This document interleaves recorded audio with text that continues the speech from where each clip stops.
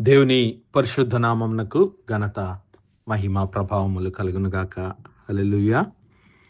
మరొకసారి ఈ అనుదిన బైబిల్ ధ్యానములకు మీ అందరినీ మన రక్షకుడు ప్రభు అయిన యేసు క్రీస్తుల వారి పరిశుద్ధ నామములో ప్రేమతో ఆహ్వానిస్తున్నాను. ప్రియులారా, ఈ యొక్క లెంట్ సీజన్లో క్రీస్తు ప్రభుల వారు మనకు చూపినటువంటి మార్గము, శిలువ మార్గము. ఆయన మరి దేవుని చిత్తాన్ని జరిగించడానికి దేవుని శిలువకు తను తాను సమర్పించుకున్నాడు. క్రీస్తు ప్రభుల వారు తన ఎదుట ఉంచబడినటువంటి ఆనందము కొరకు మరి సంతోషముతో దేవుని చిత్తమును, దేవుని శిలువను భరించి ఆయన దేవుని కుడిపార్శ్వమున సింహాసనాసీనుడై ఉన్నాడు. ఆ విషయాలు మనము చదువుకున్నాం. హెబ్రీ పత్రిక 12వ అధ్యాయము మొదటి 2 వచనాల్లో మనం గమనిస్తే, ఇంత గొప్ప సాక్షి సమూహము మేఘము వలె మనలను ఆవరించి ఉన్నందున మనం కూడా ప్రతి భారమును సులువుగా చిక్కులబెట్టు పాపమును విడిచిపెట్టి విశ్వాసమునకు కర్తయు దానిని కొనసాగించు వాడైన యేసు వైపు చూచుచు మన ఎదుట ఉంచబడిన పందెములో ఓపికతో పరిగెత్తుదము. ఆయన తన ఎదుట ఉంచబడిన ఆనందము కొరకై అవమానమును నిర్లక్ష్యపెట్టి శిలువను సహించి దేవుని సింహాసనము యొక్క కుడి పార్శ్వమున ఆసీనుడై ఉన్నాడు. హల్లెలూయా. దేవుని కుడి పార్శ్వమున, దేవుని సింహాసనము యొక్క కుడి పార్శ్వమున ఆయన కూడా సింహాసనాసీనుడై ఉన్నాడు. అయితే దానికన్నా ముందు ఆయన శిలువను సహించాడు. శిలువ అనగా ప్రియులారా దేవుని ప్రణాళిక, దేవుని చిత్తము. క్రీస్తు ప్రభుల వారి జీవితము కొరకు దేవుడు కలిగి ఉన్నటువంటి ప్రణాళిక. క్రీస్తు ప్రభుల వారి జీవితము ద్వారా దేవుడు సర్వ మానవాళికి రక్షణను తీసుకొని రావాలనేటువంటి ఒక గొప్ప ప్రణాళిక, ఒక గొప్ప ఉద్దేశాన్ని కలిగి ఉన్నాడు. ఆ ఉద్దేశాన్ని నెరవేర్చడానికే క్రీస్తు ప్రభుల వారు ఇదిగో ఆ శిలువను సహించి దేవుని చిత్తానికి విధేయత చూపి ఆయన మరి తను తాను బలిగా, అర్పణగా అర్పించుకున్నాడు. ఆ విషయాలను పరిశుద్ధుడైనటువంటి పౌలు కొలస్సీ సంఘానికి రాస్తూ అంటూ ఉన్నాడు. ఫిలిప్పీ సంఘానికి రాస్తూ, ఫిలిప్పీలకు రాసినటువంటి పత్రిక 2వ అధ్యాయం 5వ వచనంలో నుంచి మనము గమనిస్తే, క్రీస్తు యేసునకు కలిగిన ఈ మనస్సు మీరు కూడా కలిగి ఉండుడి. ఆయన దేవుని స్వరూపము కలిగిన వాడయ్యుండి దేవునితో సమానముగా ఉండుట విడిచిపెట్టకూడని భాగ్యమని ఎంచుకొనలేదు గాని, మనుష్యుల పోలికగా పుట్టి దాసుని స్వరూపము ధరించుకొని తన్ను తానే రిక్తునిగా చేసుకొనెను. మరియు ఆయన ఆకారమందు మనుష్యుడిగా కనబడి మరణము పొందునంతగా, అనగా శిలువ మరణము పొందునంతగా విధేయత చూపిన వాడై తన్ను తాను తగ్గించుకొనెను. అందుచేత పరలోకమందున వారిలో కానీ, భూమి మీద ఉన్న వారిలో కానీ, భూమి క్రింద ఉన్న వారిలో కానీ ప్రతి మోకాలును యేసు నామమున వంగునట్లును, ప్రతి వాని నాలుకయు తండ్రి అయిన దేవుని మహిమార్థమై యేసు క్రీస్తు ప్రభు అని ఒప్పుకొనున్నట్లును దేవుడు ఆయనను అధికముగా హెచ్చించి ప్రతి నామమునకు పైనామమును ఆయనకు అనుగ్రహించాను. హల్లెలూయా.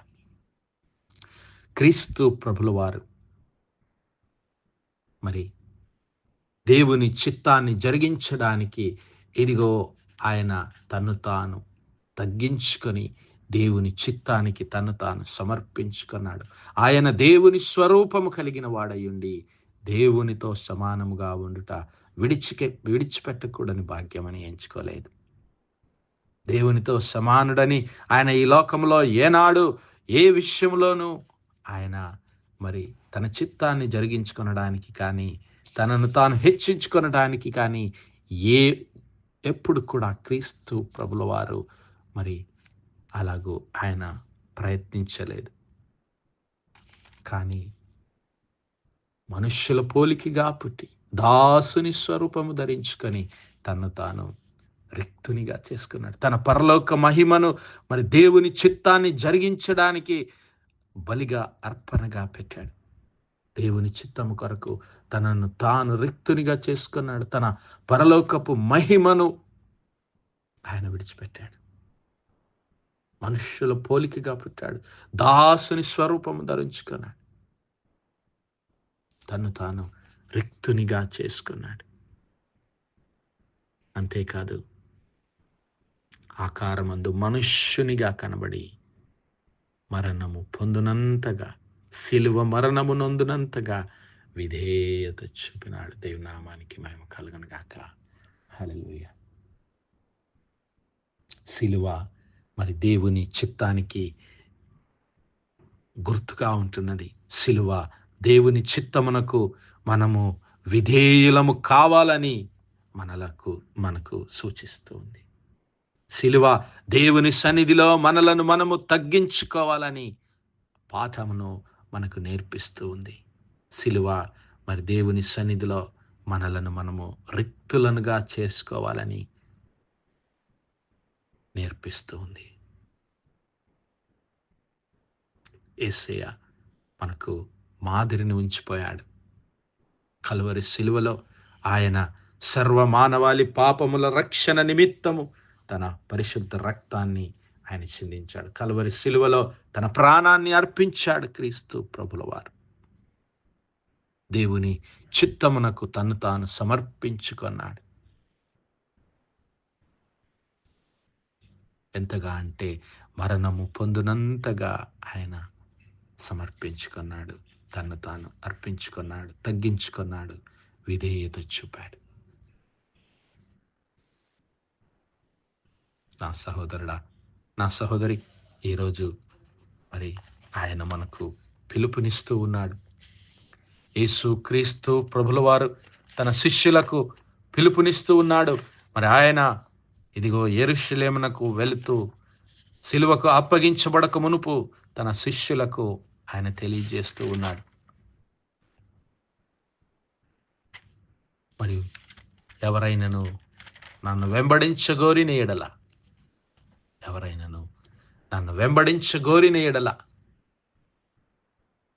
వారు ఎలాగుండాలో ఆయన సెలవిస్తున్నాడు.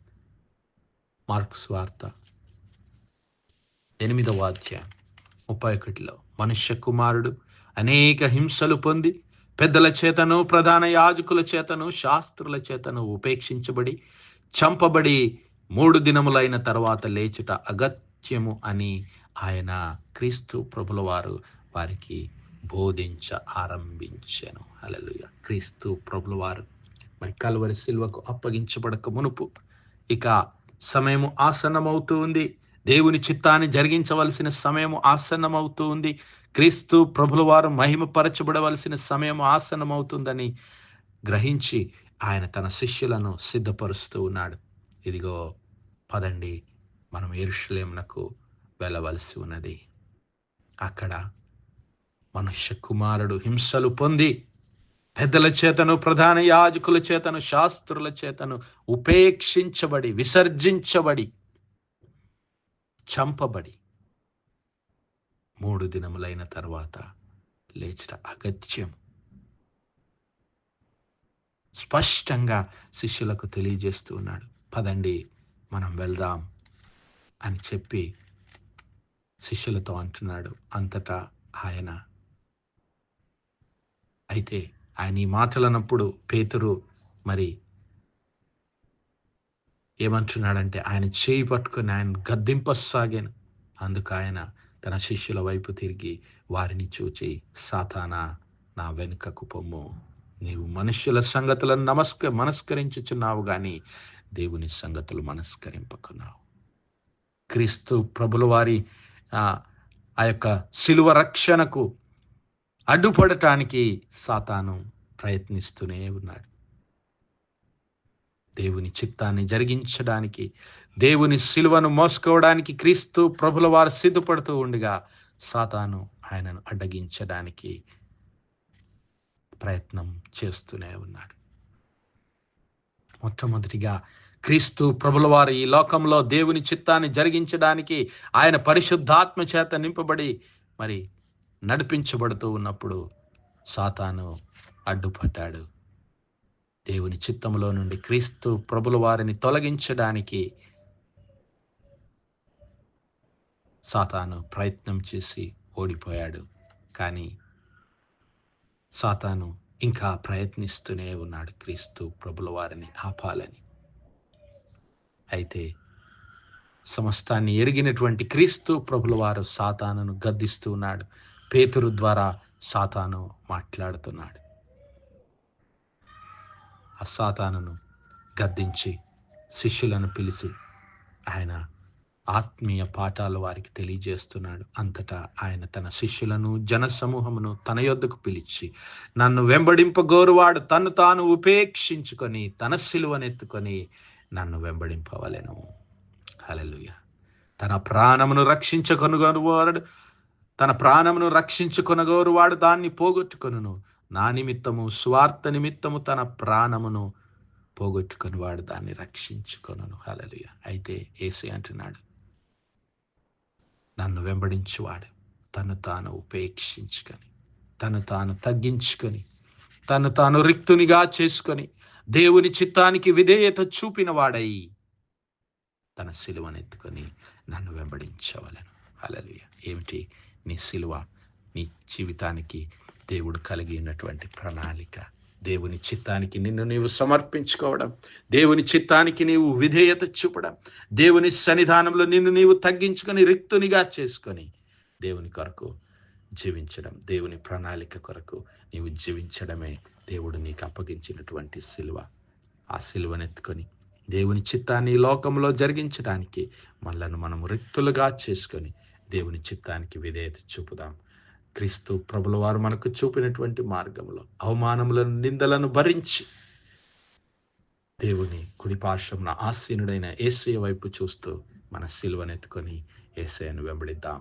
అట్టి కృప, అట్టి ధన్యత దేవుడు మనందరి జీవితాల్లో దయచేయును గాక. ఆమేన్, ఆమేన్, ఆమేన్. ప్రార్థించుకుందాం. హల్లెలూయా, హల్లెలూయా, హల్లెలూయా, హల్లెలూయా, హల్లెలూయా. స్తోత్రము, స్తోత్రము, స్తోత్రము, స్తోత్రములు తండ్రి. అత్యంత కృపాభరితుడవు, అత్యున్నత సింహాసనంపై ఆసీనుడవైన మా ప్రియ ప్రభు, ఆజ్యం కలిగిన మా దేవ, సైన్యములకు అధిపతి వగు మా యెహోవా తండ్రి, కృపా కనికరములు గల మా ప్రభువా, సూర్యోదయం మొదలుకొని ఇంత మటుకు మా తండ్రి మీ చల్లనెక్కల నీడని భద్రపరిచి అయ్యా మరొకసారి మీ ప్రియ కుమారుడు మా ప్రభువైన యేసు క్రీస్తుల వారి పరిశుద్ధ నామములో దేవా మీ కృపా సన్నిధానంలో ప్రార్థించడానికి సజీవ లెక్కలు ఉంచారయ్యా. మీకు స్తుతులు, స్తోత్రాలు తండ్రి. దినమెల్లా మీ యొక్క పరిశుద్ధాత్మ సహాయం, నడిపింపు, ఆదరణ, సహవాసాన్ని మాకు అనుగ్రహించిన దేవా మీకే స్తుతులు, స్తోత్రాలు చెల్లిస్తున్నాం. అవునయ్యా, మీ ప్రియ కుమారుడైనటువంటి యేసు క్రీస్తు ప్రభుల వారు తన ఎదుట ఉంచబడినటువంటి ఆనందము కొరకై సిలువను సహించి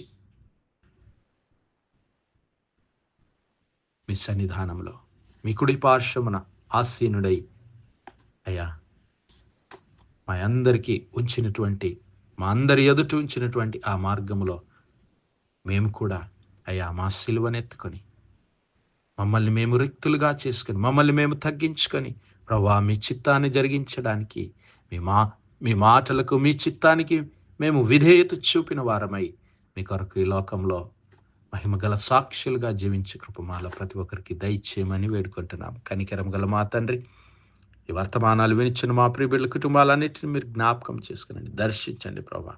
బిడ్డలు మీ కొరకు జీవించే కృప దయచేయమని వేడుకుంటున్నాం. ప్రత్యేకంగా మా తండ్రి అనారోగ్యంగా ఉన్నటువంటి బిడ్డలను మీరు దర్శించండి అయ్యా. ఆసుపత్రి పడకల మీద ఉన్నటువంటి బిడ్డలను యేసయ్యా మీ గాయపడిన హస్తము చేత ముట్టి సంపూర్ణ స్వస్థత, ఆరోగ్యం, బలమును, విడుదల అనుగ్రహించమని వేడుకుంటున్నాం అయ్యా. మా యవ్వన బిడ్డలను జ్ఞాపకం చేసుకునండి తండ్రి. ఎగ్జామ్స్ రాస్తున్నటువంటి మా ప్రియ బిడ్డలందరినీ మీ కృపలో జ్ఞాపకం చేసుకుని మీ పరిశుద్ధాత్మ జ్ఞానం చేత బిడ్డలను నింపమని వేడుకుంటున్నాం అయ్యా. మరి దేశ విదేశాల్లో మీ సన్నిధానంలో ప్రార్థన విజ్ఞాపనములతో ఈ యొక్క ఉపవాస దినములు ఆచరిస్తున్న మీ బిడ్డలందరికీ మీ యొక్క పరిశుద్ధాత్మ నడిపింపు, జ్ఞానము, శక్తిని అనుగ్రహించి బిడ్డలతో మీరే మాట్లాడి మహిమ ఘనత ప్రభావాలు పొందుకోమని యేసయ్య పరిశుద్ధ నామములో అడుగుతున్నాము తండ్రి. ఆమేన్, ఆమేన్, ఆమేన్. God bless you all. Praise the Lord. Shalom.